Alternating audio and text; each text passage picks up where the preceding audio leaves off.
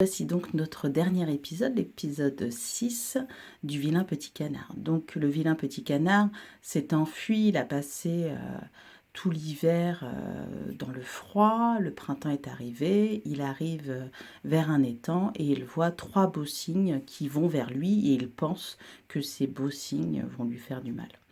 Il penche la tête sur la surface de l'eau, pensant qu'on va lui faire mal. Et là, il voit son reflet dans l'eau.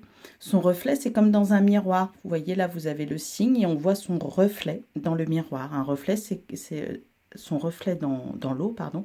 Un reflet, c'est ce qu'on voit comme dans un miroir. Donc, il se voit et il voit qu'il n'est pas un vilain petit canard, mais qu'il est un magnifique cygne. Il en perd le contrôle. Hop, vous voyez sur cette image-là, les routes, elles vont dans tous les sens. Il en perd le contrôle de son vol, il vole n'importe comment, il est tellement étonné, tellement ému de voir qu'en fait il n'est plus un vilain petit canard, mais qu'il est devenu un magnifique cygne, qu'il tombe, plouf, dans l'eau, et quand il ouvre les yeux, il voit les grands cygnes qui étaient venus vers lui, non pas pour lui faire du mal, mais au contraire, pour le caresser, pour voir s'il allait bien, parce qu'ils avaient reconnu que c'était un cygne également. Donc ils le caressent avec leur bec, et donc vous avez vu ici, ça c'est un cygne, la tête d'un cygne, avec là le bec orange.